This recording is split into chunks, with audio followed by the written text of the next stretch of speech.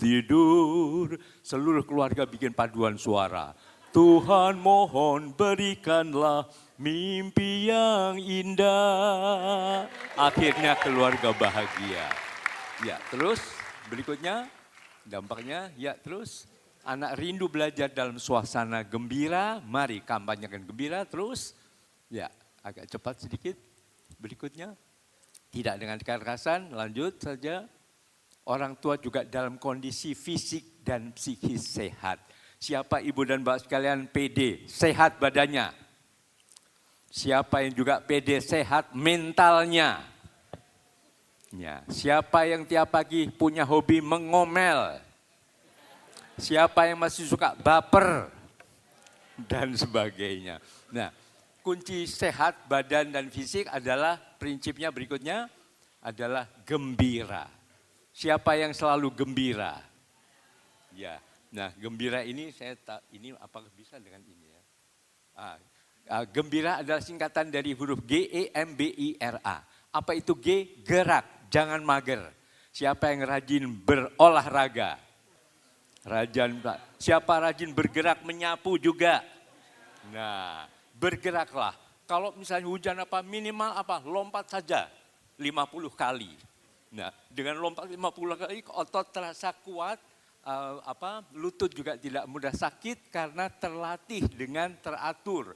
Darah mengalir dengan lancar. G. Berikutnya adalah E. E adalah emosi cerdas. Jadi emosi dikelola dengan cerdas. Kalau marah kepada anak boleh, tapi sayang mama marah. Waktu itu kan janji mau belajar, sayang mama marah. Waktu itu janji nggak pukul-pukul adik kan, ungkapkan tapi dengan senyum, dengan membelai kepala anak. Jadi anak rasanya plong, lega. Oh mama marah tapi marahnya penuh persahabatan. Apa kalau tadi ya meledak ya nyanyi. Kalau mau meledak benar-benar mau marah, ledakan di kamar mandi saja. Biasanya lagu-lagu Tapanuli itu enak untuk meledakkan suara. Nyanyi, Buten,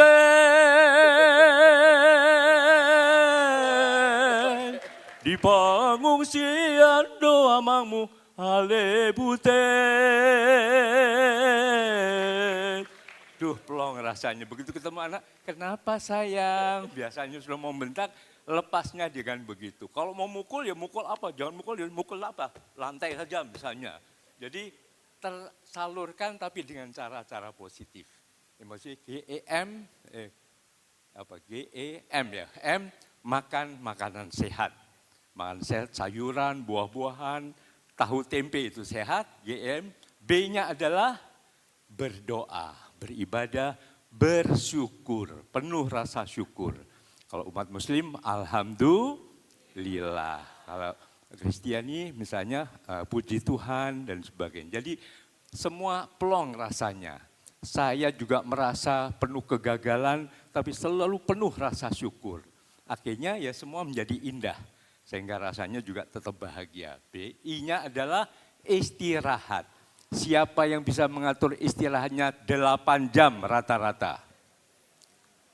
Siapa yang suka begadang? Nah, belum bikin konten, belum bikin balas WA dan sebagainya. Akhirnya kurang waktu tidur. Istirahat juga dari dendam, dari iri, dengki, benci dan sebagainya.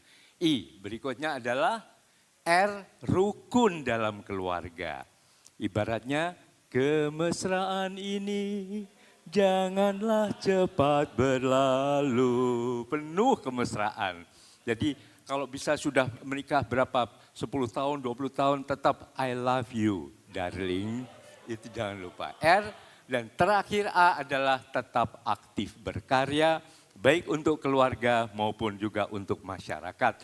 Seperti yang dilakukan oleh Ibu Devi Sumarno, selalu berkarya untuk masyarakat, saya kira sangat membuat kepuasan bahwa kita masih berharga, kita masih ada nilainya, sehingga itu juga membuat badan terasa sehat, jiwa juga terasa sehat. Ini kunci resep bahagia atau sehat secara fisik dan mental dengan prinsip gembira tadi. Nah berikutnya sinergi orang tua dan guru juga pegang peran penting. Juga orang tua selalu berkomunikasi dengan para guru, guru juga berkomunikasi dengan para siswa. Terus berikutnya ya Nah, aku seorang pendidik profesional selalu ramah anak, baik itu guru maupun orang tua. Berikutnya, nah membimbing juga dengan senyuman, ya sekarang juga dengan laptop, tapi tidak dengan judes, tidak dengan buru-buru dan sebagainya. Lanjut, agak cepat sedikit, ciptakan suara bulan yang lebih ramah anak. Kita akan menuju ke idola Indonesia Layak Anak 2030. Tapi dimulai dari keluarga yang layak anak, RT RW layak anak, lurah, kecamatan, akhirnya kabupaten kota, akhirnya Indonesia Layak Anak. Berikutnya, nah, standar isi pendidikan kita jangan lupa, bukan hanya iptek. Nomor satu justru etika. Jadi apresiasi terhadap putra-putri yang santun, yang sopan, yang ramah dan sebagainya. Estetika, keindahan bertutur kata, berperilaku, berbusana, iptek, nasionalisme juga penuh rasa persatuan. Dan kesehatan, termasuk kesehatan mentalnya juga diberi apresiasi. Ini berikutnya lagi, cepat sedikit. Kurikulum pendidikan juga mohon lebih berpihak pada hak anak. Jangan sampai nanti ada ganti menteri, ganti kurikulum dan sebagainya. Mohon juga dikawal oleh masyarakat semua demi kepentingan terbaik bagi anak. Jadi bukan untuk secara politis belaka, tapi intinya adalah untuk anak. Nah ini teori dari Howard Gardner, multiple intelligences yang menegaskan semua anak cerdas pada bidang yang berbeda, yaitu pada bidang, ya lanjut, cerdas angka, pintar matematika, cerdas kata, pandai menyusun kata, menulis, mengarang atau berkata-kata, menguasai bahasa asing, cerdas gambar, mendesain, menggambar, melukis, cerdas musik, baik menyanyi atau memain alat musik, termasuk musik tradisional. Cerdas gerak adalah yang kinestetik, mungkin olahragawan. Cerdas teman, cerdas sosial, pandai bergaul, pandai berorganisasi atau pandai memimpin. Cerdas diri juga mampu menguasai diri sendiri dan menemukan potensi diri. Dan cerdas alam, senang pada lingkungan alam, baik tumbuh-tumbuhan maupun dunia satwa atau hewan. Ya, berikutnya. Ya, di kita. Mari kita temukan dan hargai potensi setiap anak yang tadi tidak dibanding-bandingkan. Semua anak cerdas, hebat, dan patut dibanggakan. Sistem pendidikan yang tepat yang menghargai anak juga akan mendukung pengembangan karakter putra-putri kita.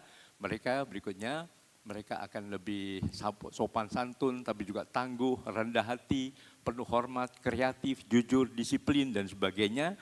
Dan ini sesuai dengan karakter profil pelajar Pancasila, akhlak mulia, kebinekaan global, menghargai perbedaan, tapi mampu bekerja sama, gotong royong, tapi juga pede dan mandiri, tetap kreatif, namun juga kritis, berani mengkritisi apa yang keliru. Belajar yang efektif tetap dalam suasana gembira, terus ciptakan suasana ini, keluarga yang ramah anak, lanjut. Nah, mohon kita semua menjadi orang tua, sahabat anak atau idola anak. Siapa yang pede sebagai orang tua yang diidolakan putra-putrinya, mohon angkat tangan. Siapa yang merasa ditakuti putra-putrinya? Nah, jangan sampai anak takut, karena zaman now bukan mimpi punya anak penurut. Kita akan frustrasi, tapi anak yang mandiri tapi bisa bekerja sama. Artinya di dalam keluarga juga biasa berdialog. Siapa yang punya tradisi rapat keluarga? Ya, ngobras, ngobrol bareng asik. Akhir minggu misalnya kita bisa gelar namanya konferensi meja bundar, boleh. Diberi nama sidang umum MPR, Majelis Permusyawaratan Rumah, begitu. Tapi kadang-kadang juga ada sidang kabinet terbatas. Ayah dan bunda juga ngobrol berdua. Jangan ribut di depan anak. Jangan, wah papa jangan galak-galak itu. Mama juga manjain, tapi anak jadi bingung. Ini mana yang benar nanti. Gitu. Jadi idola dan sahabat anak, kunci sukses menghadapi anak adalah kreatif. Jadi jangan mudah mengatakan, wah anak begini, tapi bagaimana menyiasati. Apalagi anak usia balita yang kadang-kadang sedang bandel-bandelnya, maka menghadapinya tetap tenang, penuh kreativitas, sehingga dengan pendekatan-pendekatan yang apakah mendongeng, dengan menyanyi, main sulap dan sebagainya. Ya, kunci kreativitas, ya misalnya bikin lagu misalnya. Nah sekarang gini aja, saya bikin game sebentar saja. Saya coba pancing 2 baris di atas. Mohon nanti ibu dan mbak sekalian lanjutkan baris ketiga dan keempat. Nanti jadi lagu nanti. Dan coba ya. Ting tong ting dong misalnya. Gadget ada manfaatnya. Tapi juga bisa bahaya. Lanjutkan.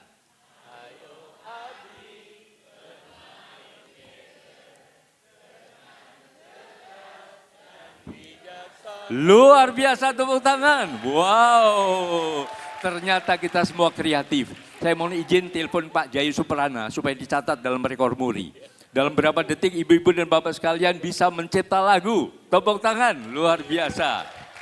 Siapa yang pede sebagai orang tua kreatif? Nah, kita semua kreatif. Lagu berikutnya.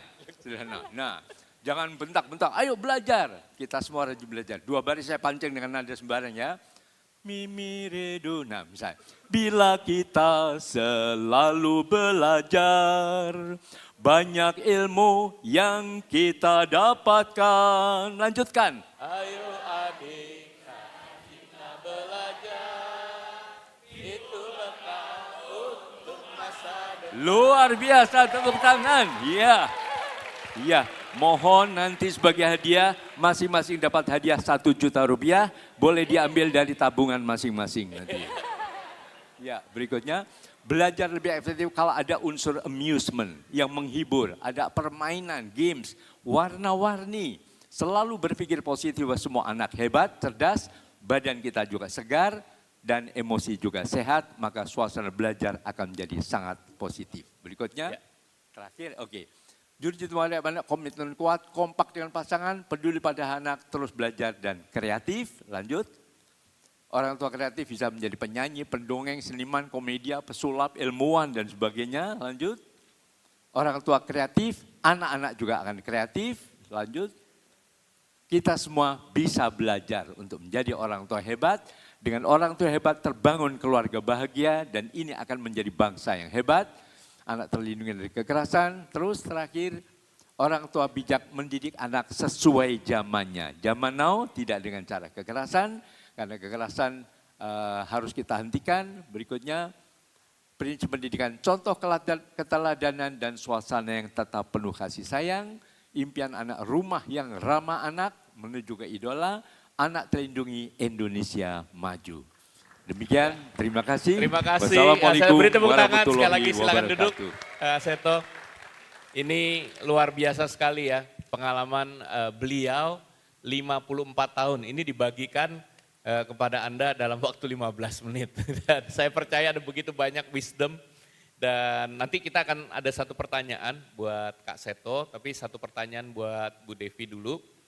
Ini memang tadi dalam presentasinya Bu Devi mengatakan bahwa ini mungkin bicara kepada orang tua atau kalian di sini mahasiswa ada calon orang tua. Sebenarnya apa sih yang paling penting kalau mau dipesankan kepada para orang tua yang ada di sini untuk anak-anaknya? Khususnya kalau misalnya sampai anaknya itu berbuat salah. Atau bahkan mungkin menghadapi yang tadi ada yang kehamilan tidak diingini atau yang lain-lain seperti itu. Silahkan Bu Devi. Pasti marah ya. Ya kan pasti waktu ngedengar anaknya berbuat kesalahan pasti kita sebagai manusia pasti marah, kesel gitu ya, kecewa gitu. Itu hal yang wajar sekali. Tapi sewaktu ada anak yang sampai dia bisa terbuka sama kita, dia itu butuh satu keberanian lebih untuk dia bisa ngomong sama kita dengan kesalahannya. Jadi pesan buat orang tua, hargai, coba dengar sewaktu anak kita ngomong kesalahannya di depan kita dan mencoba untuk menerima walaupun itu proses yang gak mudah atau ya mungkin sulit gitu ya, kecewa pasti gitu ya. Tapi tidak menjadi responsif yang langsung meledak marahnya seperti itu, tetapi bisa menjadi pendengar, bisa menerima mereka karena di satu sisi untuk mereka bisa terbuka dengan kesalahannya anak-anak ini juga itu proses yang nggak mudah buat anak-anak gitu. Iya, terima kasih Bu Devi. Nanti kalau Anda ingin tahu lebih lanjut nanti setelah sesi ini pun bisa bertemu dengan Bu Devi maupun suaminya Pak Charles ya. Ini waktunya memang yang sangat singkat tapi saya punya satu pertanyaan.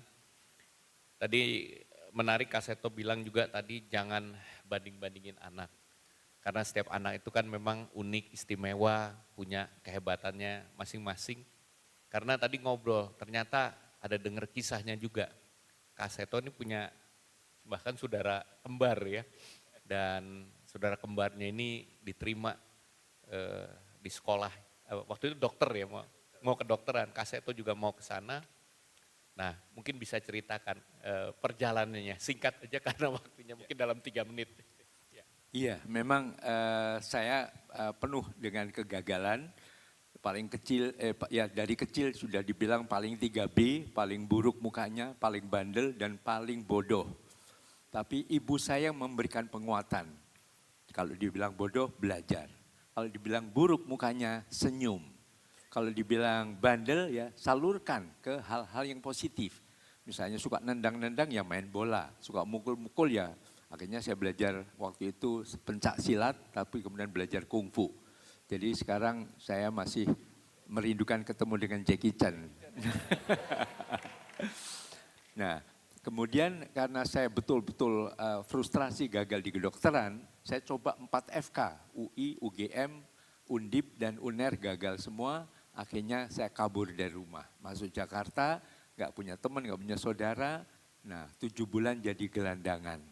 Tidur di emperan toko masih mewah. Saya tidur di tempat sampah karena waktu itu penjagaan cukup ketat dari preman-preman pasar Blok M waktu itu. Blok M belum seperti sekarang. 7 bulan jadi gelandangan, akhirnya saya melamar kerja jadi office boy di sebuah kantor 2 bulan. Akhirnya saya bisa melamar menjadi pembantu rumah tangga di sebuah keluarga di Jalan Malang nomor 16 waktu itu. Mula-mula memang tidur di kandang ayam, tapi karena saya lama-lama dekat dengan anaknya, karena persyaratannya ditanya, bisa apa? Bisa menyuci, bisa nyetrika, bisa ngosek kamar mandi, kolam renang, bisa semua. Terakhir, bisa ngomong anak enggak? Saya bilang bisa. Nah dari situlah saya kemudian yang menjadi sahabat anak, karena 2 anak yang bandel itu akhirnya dekat dengan saya, dan terus sampai besar akhirnya saya boleh tidur satu kamar dengan anaknya. Jadi saya sambil kemudian lari ke psikologi, saya sambil kuliah, pernah menjabat semacam ketua BEM UI waktu itu menggantikan setelah Mas Dipo Alam, kemudian ada Lukman Hakim. Nah saya sempat kira-kira 1 tahun dan sempat hampir ditahan Polda waktu komando mahasiswa mogok, tapi akhirnya Pak Edi Nalapra ya Kasdamnya meriksa bilang, loh kamu kan Kak Seto kan, itu kan gurunya anak saya. Jadi saya punya playgroup melanjutkan Pak Kasur di Taman Ria. Nah dengan dunia anak inilah akhirnya saya terus konsisten di dunia anak. Saya nggak ditawarin apapun juga di kabinet atau di DPR dan sebagainya. Saya bilang biar saya jadi tukang ngomong anak sampai sekarang. Wow. Untuk balas budi, beri tepuk tangan. karena semua memperlakukan waktu anak-anak memperlakukan dengan baik. Nah itu yang saya kampanyekan kepada para orang tua, cintailah dengan sepenuh hati putra-putri Anda, hanya itu kekuatan yang akan membangkitkan potensi dari setiap putra-putri Anda menjadi orang-orang hebat di masa depan. Wow, terima kasih Kak Seto untuk testimoninya ya. Jadi yang masalah itu bahkan menjadi satu kesempatan.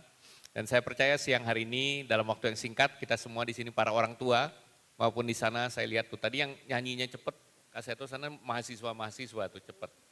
Sebenarnya saya ada satu pertanyaan lagi tapi nggak harus dijawab nanti saja. Yang repot kalau orang tua nyanyinya fales, nggak tahu not gitu ya. But anyway, siang hari ini saya percaya kita semua sudah belajar dari pengalaman Kak Seto. Mudah-mudahan ada pesan juga ya, Kak Seto tahun depan 55 tahun untuk pelayanannya kepada anak-anak. Mudah-mudahan bisa di-host juga di Gedung Balai Sarbini dan itu waktunya terserah Kak Seto, nggak hanya 15 menit seperti sore hari ini. So beri tepuk tangan sekali lagi untuk Kak Seto dan juga untuk Bu Devi. Ya, ini karena waktunya udah merah, saya kembalikan kepada panitia untuk acara selanjutnya.